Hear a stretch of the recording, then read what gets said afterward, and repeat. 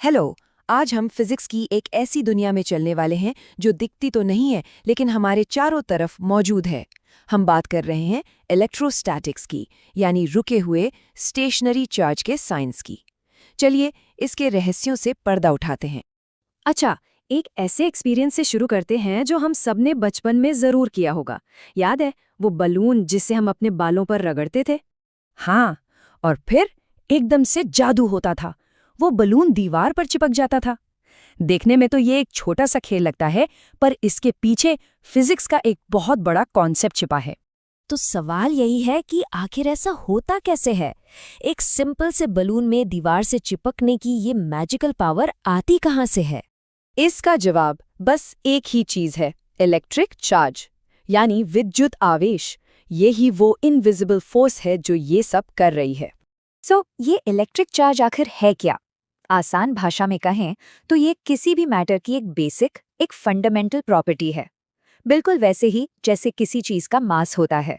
मतलब electric charge matter की वो प्रॉपर्टी है जो ये डिसाइड करती है कि दो चीजें एक दूसरे को अपनी तरफ खींचेंगी या एक दूसरे से दूर भागेंगी। और ये कोई छोटी मोटी शक्ति नहीं है।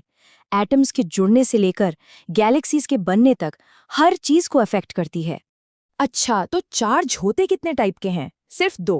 पहला है पॉजिटिव चार्ज, जिसे हम प्लस साइन से दिखाते हैं, और दूसरा है नेगेटिव चार्ज, जिसे हम माइनस साइन से पहचानते हैं। अब आते हैं इलेक्ट्रोस्टैटिक्स के सबसे इम्पॉर्टेंट रूल पर, जिसे हमेशा याद रखना है। लाइक चार्जेस यानी एक जैसे चार्ज हमेशा एक दूसरे को दूर धकेलते हैं, रिपेल करते हैं, जबकि अनलाइक चार्जेस यानी एक पॉजिटिव और एक नेगेटिव हमेशा एक दूसरे की तरफ खींचे चले आते हैं, अट्रैक्ट करते हैं। तो चलिए वापस चलते हैं अपने बलून वाले मैजिक पर। आखिर रगड़ने से उसमें ये मैजिकल पावर आई कैसे? इस प्रोसेस को साइंस की भाषा में कहते हैं चार्जिंग बाय फ्रिक्शन, यानी घर्षण से चार्ज करना। प्रोसेस बहुत सिंपल है। जब हम बलून को बालों पर रगड़ते हैं, होता क्या है कि हमारे बालों से कुछ नेगेटिव चार्ज वाले इलेक्ट्रॉन्स निकलकर बलून पर चले जाते हैं। अब बलून पर नेगेटिव चार्ज ज्यादा हो जाता है। जब हम इस नेगेटिवली चार्ज बलून को न्यूट्रल दीवार के पास लाते हैं, तो ये दीवार के पॉजिटिव चार्ज को अपनी तरफ खींचता है और चिपक जाता है।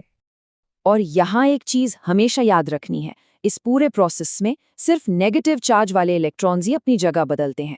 पॉजिटिव चार्ज वाले प्रोटॉन्स हमेशा अपनी जगह पर फिक्स्ड रहते हैं। चलिए अब चार्ज की 3 ऐसी बेसिक प्रॉपर्टीज देखते हैं जो फिजिक्स के अनब्रेकेबल लॉज हैं। ये 3 प्रॉपर्टीज हैं: quantization of charge, conservation of charge और एडिटिविटी ऑफ चार्ज। इन्हें आराम से समझते हैं क्योंकि नीट और जे जैसे एग्जाम्स के पॉइंट ऑफ व्यू से ये सुपर इंपॉर्टेंट है। पहला रूल है क्वांटाइजेशन।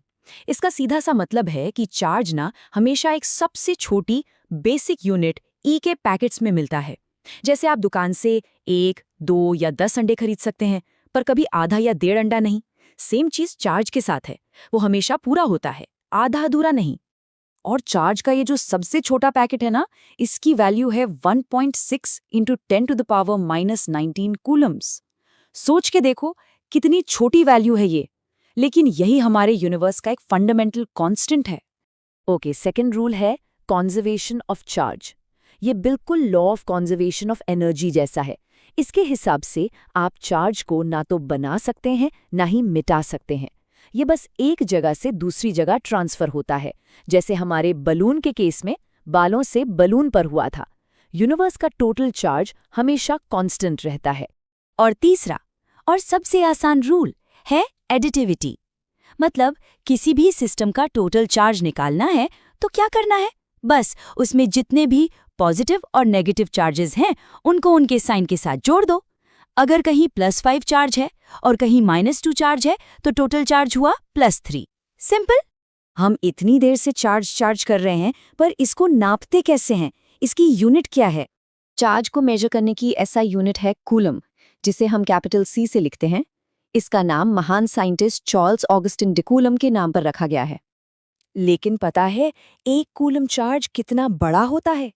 1 कूलम में लगभग 6.25 × 10⁻18 इलेक्ट्रॉन्स होते हैं। ये इतना बड़ा नंबर है कि बस पूछो मत। चलिए तो एक क्विक रिकैप करते हैं कि आज हमने क्या क्या सीखा। आज हमने समझा कि इलेक्ट्रिक चार्ज क्या है। इसके 2 टाइप्स होते हैं, पॉजिटिव और नेगेटिव।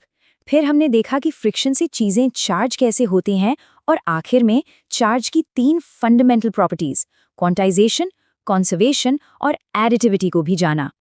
हमने ये तो जान लिया कि चार्ज एक दूसरे को अट्रैक्ट या रिपेल करते हैं, पर कितनी फोर्स से? इस फोर्स को हम मेजर कैसे कर सकते हैं? इस सवाल का जवाब छिपा है कूलम्स लॉ में, जिसके बारे में हम अगले एनालिसिस में जानेंगे। सोचने वाली बात है ना कि हमारे आसपास हर पल कितनी इनविजिबल फोर्सेस काम कर रही हैं। सीखने का ये सफर जारी रखिए।